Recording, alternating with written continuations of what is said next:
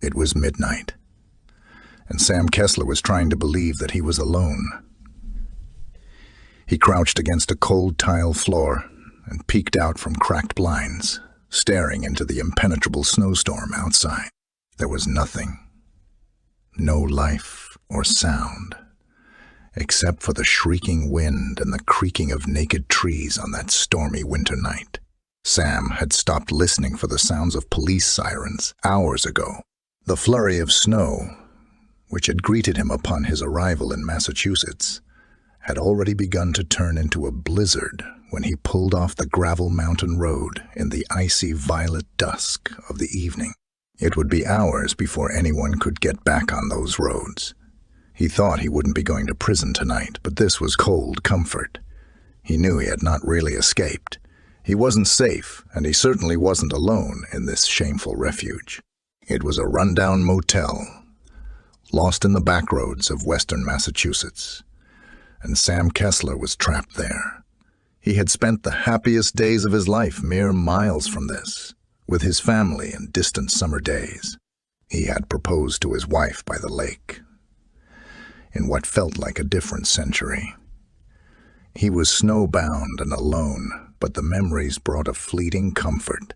His present reality, however, could not be hidden from in the past, and Sam's reminiscing was cut short as the sound he had been dreading rang through the cell of a room.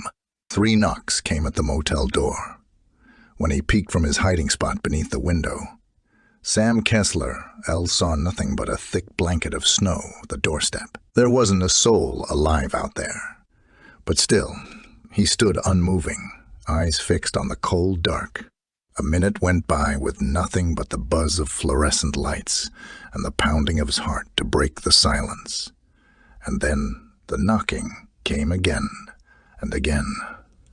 The man did not move. Another minute went by, and then the sound came again. 3 knocks at the door, and again there was silence. Sam allowed himself to breathe. It was gone, at least for now. He knew his pursuer's patterns by heart. 3 knocks, then 3 again and again, and then silence for a little while. It was gone, and when he realized this, relief flooded his stiff limbs. Sam looked down at the filthy ground and slid down the plain beige wall into a crumpled heap on the cold tile floor. It wasn't long before his desperate gasps for air turned to sobs of self-pity. Sam was trapped in this room, miles away from friends or family, in a desolate motel, waiting for the thing on the other side of that door to find him. He didn't deserve this, Sam thought to himself. He knew that he was a good man, a loving husband, and a father to a wonderful son. For God's sake, he was a pillar of the community, a small business owner, and the pastor of his local church. How could anyone believe he had done such horrible things? With shaking arms and wobbling knees, Sam pushed himself to his feet and made an attempt at rationality. He kept his back defiantly turned towards the window and folded his arms across his chest in a futile gesture of protection. The room was Spartan. The barest furnishings possible crunched between 4 fading baby blue walls and a cream-colored popcorn ceiling. To his right, there was a broken TV sitting atop a nightstand, and across from it, one uncomfortable twin bed in the center of the room. It was all lit by a single fluorescent overhead light, and this cast a hopeless pall upon the unfortunate surroundings that left the environment unsuited for hope.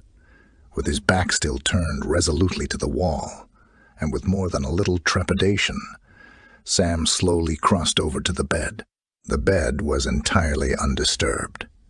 Its sheets were still made up, and its pillows untouched. In the hours since he'd entombed himself in the dingy room, he hadn't as much as sat down. He'd hardly had time to throw his suitcase on the bed before the first knocks came. His luggage spilled out over the starched white sheets. He'd brought only the things he could grab in the moments before he'd fled his home that morning. He saw crumpled khakis, a pink polo, and his wife's toothbrush among the pile. It was a motley assortment and grabbed from the laundry in his now far-off Virginia home, hardly warm enough for the biting cold of a New England winter. He ignored it all. He had to stay focused, and every thought of home tore at his resolve. He found what he was looking for next to a stale, hours-old cup of instant coffee on the nightstand. It was the room's landline. Before the will left him, Sam quickly picked up the phone and aggressively punched in 911.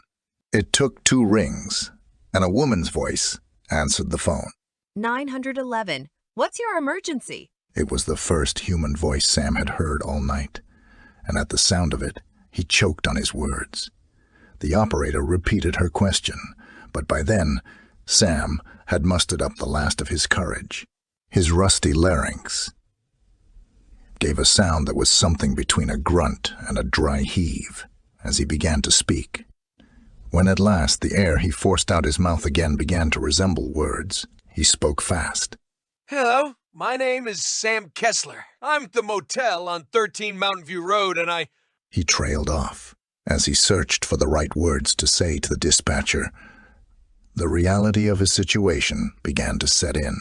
Images of the cold, gray morning began to flood back into his mind. The clump of yellow hair he had awoken to find clutched in his fist, his wife's terrified face, frozen cold and pale, her wide green eyes dull and absent of light. Sam remembered searching. He remembered confusion, fear, and despair fighting within him as he tried to figure out what had happened. And then he remembered the blood on the bathroom door. He tried to block out the thought. He shut his eyes and fell silent, but it seemed as if the sight had been burned into his eyelids. The naked body of his son, his only beautiful son, laid out, red wet and cold on the white tile floor. He had been butchered, mutilated beyond recognition.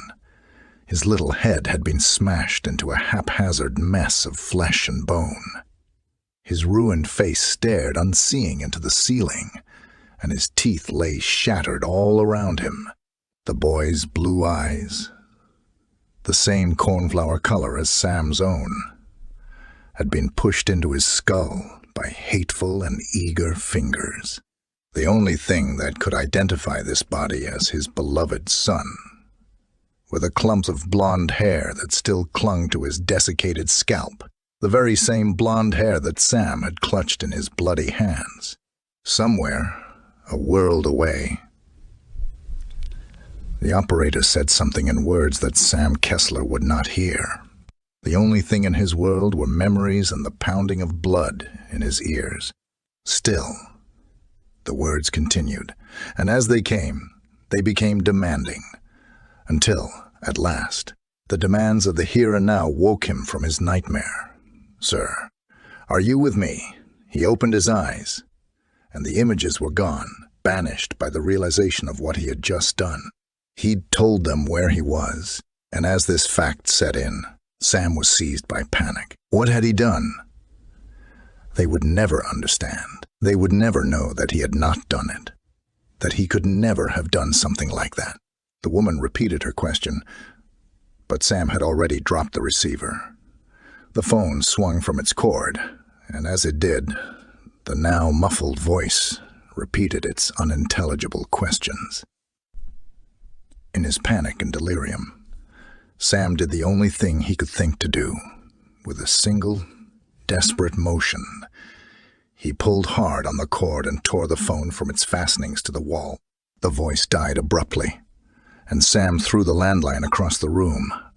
As the wire tore out from the wall, it caught the little foam cup, and while it crashed to the ground, its murky contents spilled out over the bed and onto the floor. Sam fell into a crumpled, shaking heap on the cold coffee-soaked floor. He began to cry as he hadn't cried since he was a child. None of it was his fault, he thought, but it didn't matter. They would never believe him, and it wasn't fair. He was a good person. Why should he lose so much? Sam was racked with sobs, and the more he sobbed, the greater his self-pity grew. He clasped his hands across his eyes, shutting out all light. He wept for minutes, uncountable, until at last the voice of ever, watchful self-preservation, tore him from the familiar warm hole of self-pity. He had told the police where he was, and Sam knew that as soon as the day broke and the snow could be cleared from the mountain path, they would be coming for him. He sobbed again and felt like crying, but he couldn't choke out any more tears. It was over. Sam knew he didn't have any more options. There was only one thing left to do. Sam rose from the pool of stagnant coffee. He now walked with a surer stride than he had managed since well before that horrible morning. He was going to make everything all right. Sam stopped beside his bed and began to search through his, now, soaked luggage. He didn't want to do this. He had never wanted any of this. But it had all happened. Sam didn't think he should suffer for something that he was certain was not his fault. At last his hands closed around the edges of the book he had been looking for. Before he pulled it from the depths of his suitcase, a thought crossed Sam's mind. Isn't this all a sin for a reason? No, he pushed the thought aside, and he reminded himself that he was a good person. After all, how could saving his life be a sin? And then, rejecting all doubt, Sam Kessler pulled the old book into the flickering light. It was a thin, lime-green paperback, the price tag still stuck across its binding, and on its front were a few simple words in a basic black font, the Lesser Key of Solomon. The book was a product of the modern world, its lettering printed en masse by unfeeling steel, but its contents were ancient. Sam thought that the book was insultingly ordinary, for all the horrors it had brought upon him. When his hands brushed the yellowed pages, a giddy feeling of anticipation raced through him. The excitement felt wrong somehow. It was almost invasive, as if the feeling was not his own. He wondered again how he had come to this place. After all, he had never meant to buy the thing. It had been another capricious twist of fate that had brought this apocrypha into his hands. And then he remembered why. The sneering face of an old friend rose up from where it had been buried deep in his subconscious. Caleb, it had all been his fault. If it wasn't for that lowlife, he would never have even heard of the wretched book. If it hadn't been for him, he wouldn't be here at all. Sam was stewing now, lost in condemnation. He had abandoned his despair and, in its place, began to take up righteous anger. He found himself on his feet, turning away from the luggage and his purpose. Sam let the book slide from his hand, and he began to pace. As the pages slid from his grasp, he felt a sharp twinge of frustration. Had he not been so consumed with assigning blame, Sam would have seen the strangeness of this. That was someone else's feeling. It had come from somewhere apart and foreign to him.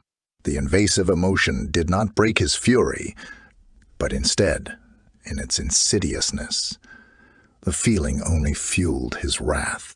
Sam had now, without realizing it, forgotten himself. He had put aside his surroundings and turned his thoughts away from his family and what he had done to them. Instead, he thought only of the past and the bitter disappointments that lay there. Above all, he thought of the grinning face of the man he now held responsible for all of this. Sam remembered now. It had been so long since he thought of it. But now he was certain that none of this was his fault. He had been in college, studying theology in New York City when he had encountered it for the first time. It had been in an antique bookstore on the Upper West Side, sandwiched between a deli and a movie theater. The interior was squat and cramped, the walls obscured entirely by unending rows of faded old tomes. The books spilled out onto tables, and even the floor. Everything in sight had been covered in a blanket of dust. The place had an ancient feeling to it, one that wasn't helped by the musty old man at the register.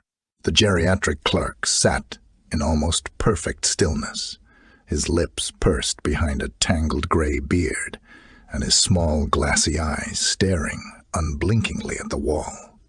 It was a miserable place, and one that Sam had not wanted to go to. He had a terribly important test he hadn't studied for, but Caleb had insisted. Caleb was his roommate and his only erstwhile friend in the city.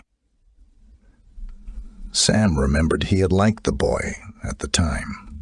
His unkempt brown hair and easy smile had put him at ease, and his half-clever opportunistic jokes had endeared him to the teenager. Caleb was always laughing, and when Sam was younger, it was what he had loved best about his friend. Now the memory of the insipid cackling inspired only revulsion. Caleb had suggested the place. Sam knew he shouldn't have gone, but it didn't matter because, as in all things at the time, he had followed his friend. They had spent the better part of an afternoon in that dusty bookshop, Caleb engrossed in the esoterica, Sam listless and bored. By the end of the visit, as if by chance, Kayla had pulled the damn thing from beneath a teetering stack of old books. "Do you know what this is?" His friend had asked him, and of course he hadn't, and shook his head. "This is the original demonology. This shit is the real deal, man." Sam had rolled his eyes at that, and he'd told Caleb to shut the fuck up, but Caleb had insisted. "I'm serious, man.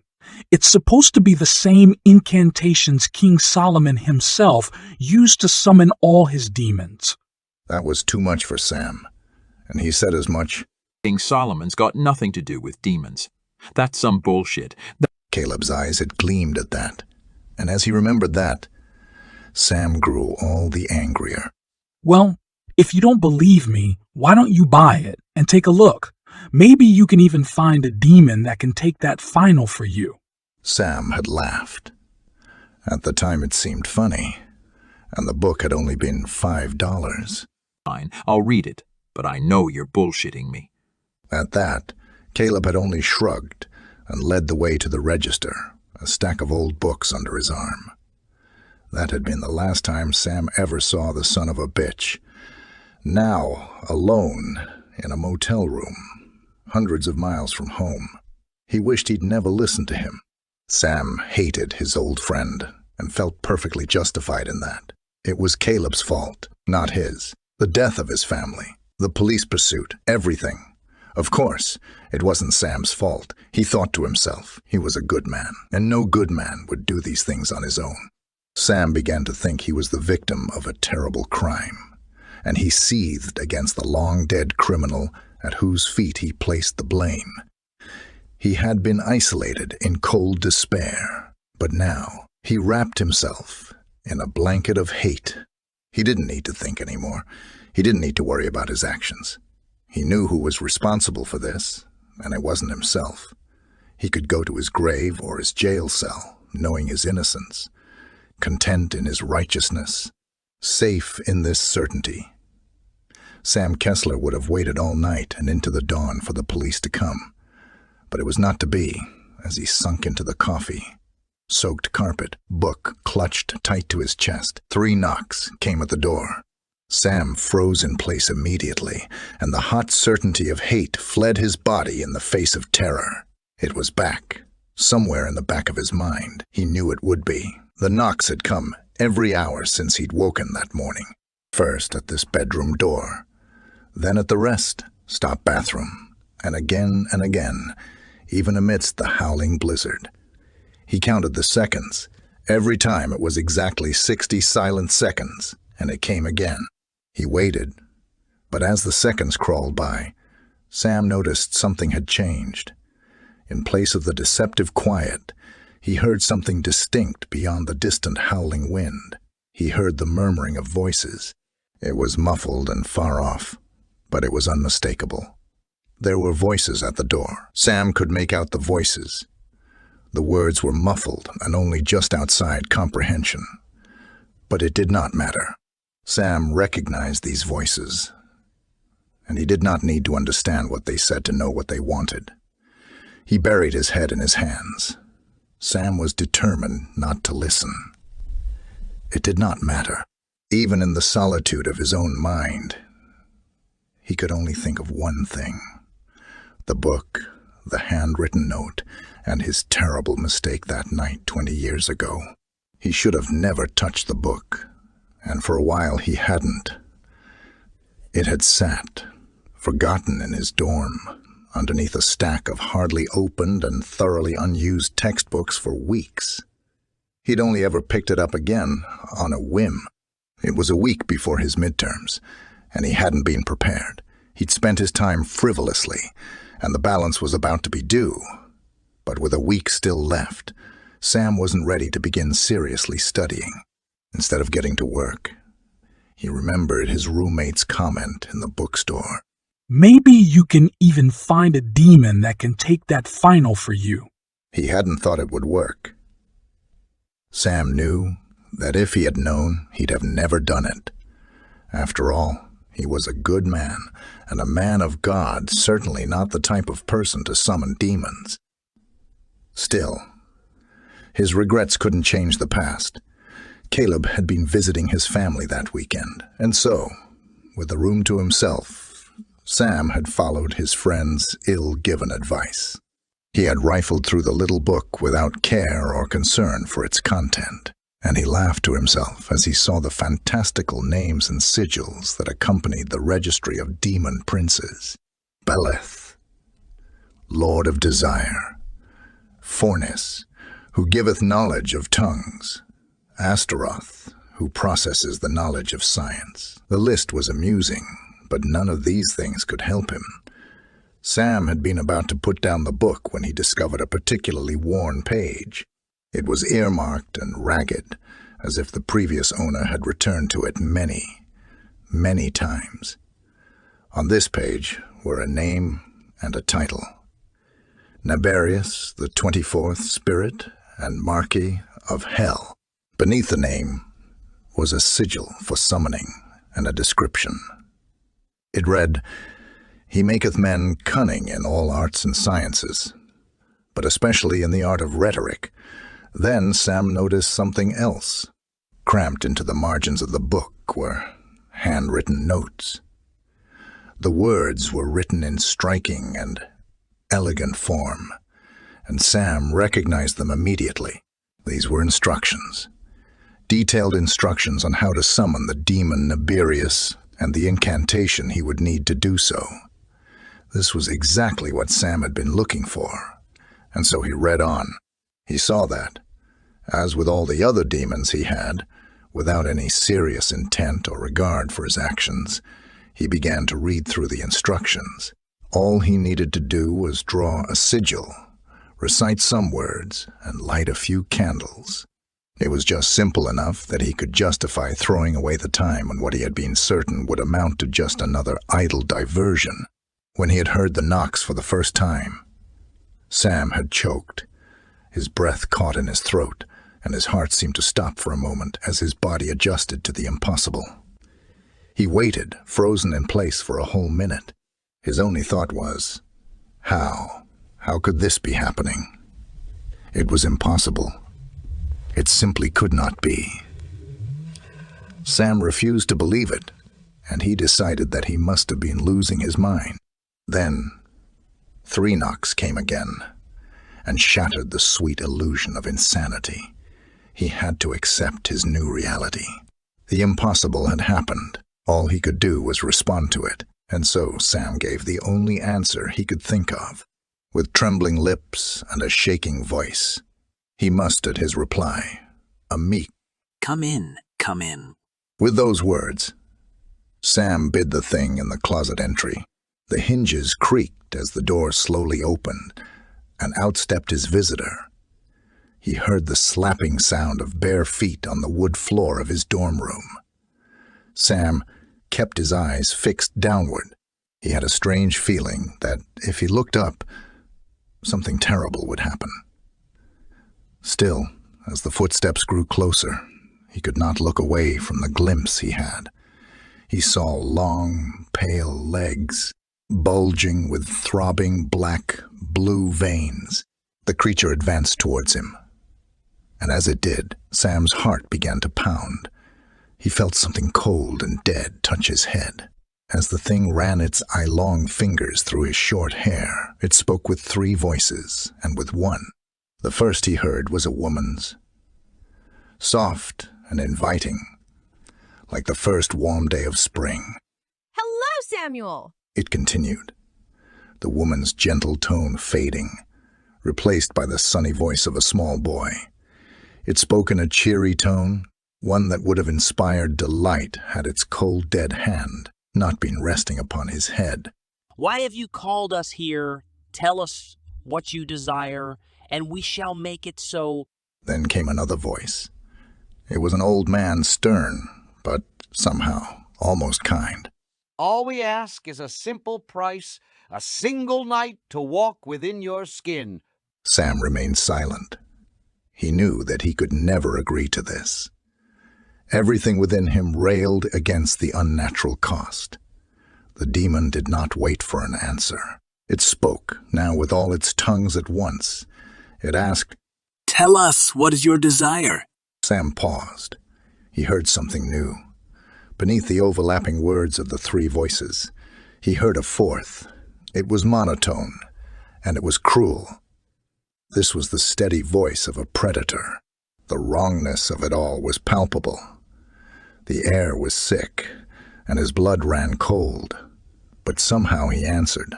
Against all logic and against all faith, he gave his bargain and stammered out, A test. I need to pass my next test.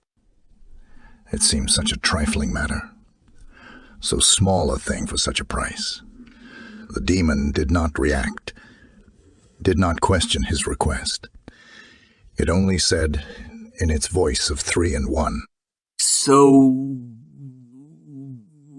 it has been asked, and so it shall be done. Sleep tonight, and when you awake in 2 days' time, the price will be paid, and you shall have what you desire. And with that, the creature was gone. Without sound or movement, it simply faded into the night, leaving Sam entirely alone. Something within Sam left with the demon, dissipated into the stale air. All he had left to do that night was fulfill his end of the bargain. He had slept, and 2 days later, when he awoke, everything was different. No clear sign of change was present. Nothing to indicate what had happened while his body had left him. But Sam knew that everything was different. He had spent that morning in a daze. When he returned to class, he was greeted by another student, tears in her eyes. She told him that Caleb was dead, that he had killed himself, and although he denied it all the rest of his life, Sam knew that Caleb had done no such thing. Sam never attended his friend's funeral, and in the months to pass, hardly ever spared a thought for him. When he thought of Caleb at all, it was in his moments of despair, when late at night he fell deep into his familiar pit of cold self. Hatred. In that pit, he discovered hate, and he wrapped himself in it. Sam began to hate Caleb, and he blamed him for ever encountering the demon Naberius. As he came to know this hatred for his dead friend, he forgot his shame and his sins. Sam decided that he himself was not to blame. He was the victim of circumstance, and there was no need to think about it any longer. He had regained his certainty, but in those many weeks of shame and recrimination, Sam had once again fallen behind in his studies. His final exams were not a week away, and he had no chance of passing. When he discovered his needful state, the visitor came again. 3 knocks had come at the door, and Sam, this time without hesitation, opened the door. It went on that way for years. Sam would fall into desperation, the knocks would come, and he would make a deal. Each and every time he would sleep, and when he woke, he would have everything he wanted. He stopped needing to work or to worry. He had only to open the door, and he would get his heart's desire, but there was always a price. Every time he woke, Sam would know that something terrible had happened. People would go missing. First, it was his classmates, but soon it would be his friends. They would suffer an accident or be found to have killed themselves. Sam never blamed himself. He always reassured himself that the beast was to blame. He was just another victim. In all the years since that night, Sam had rationalized his actions. He had only been 19, just a child, and children do stupid things. Now, alone and hunted, he wondered if any of these qualifiers mattered in the face of what had happened. He had built his life on his dealings with the creature that now waited in the storm. His scholarships, his business, and even his position as deacon of the church were all owed to the three voices and one. His family had been the only thing that Sam had created himself, and now even they were gone. He had kissed his wife and laid his son to bed the same night that he had traded away their lives. He had been having an affair with one of his flock. The red-haired woman had been a faithful member of his church for years and a friend of his wife. The woman had begun to harbor doubts, and she'd told Sam that she was going to come clean. His life was on the precipice of destruction, and it was all his fault. He had been desperate, and with the dreadful need came a familiar sound. 3 sharp knocks at the bedroom door. Sam had made the deal eagerly that night.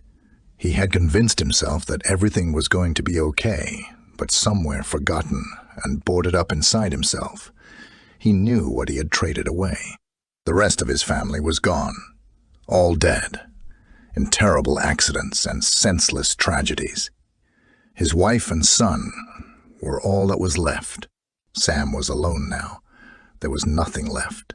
His whole world was inside 4 faded blue walls and a popcorn ceiling. All that was left outside was the storm and the beast in the night. He didn't even have his hatred or guiding self-righteousness. He had remembered his long-dead friend for the first time in many years. In the clarity of the memory, nothing was left but the truth. When Sam looked down at his manicured hands and well-kept nails, all he could see anymore was dried blood and clumps of blonde hair beneath his fingernails. At last, he realized it was all his own fault. The thought struck him with the leaden weight. It was all his fault. Nothing had mattered since that night 20 years ago. Everything since had been a drawn-out fantasy. There was nothing left for him but despair and the full weight of what he had done. Sam had no anger left. He didn't want to fight. He only wanted out. Sam wanted to leave the dream. He needed to forget it all and give up the ghost. He knew what would come next, and as soon as he'd thought it out, 3 sharp knocks came at the door. 3 came, and 3 again. But they did not stop there. The murmuring voices were raised. A chorus of whispers came from beyond the door. 1,000 senseless speakers united in hunger. The wind picked up, and the knocking did not stop. 3 and 3 again. It went on beyond counting.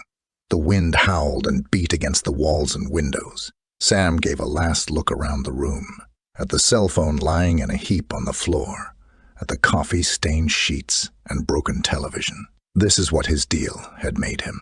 This desolate motel room in the back country of Massachusetts was the measure of his life.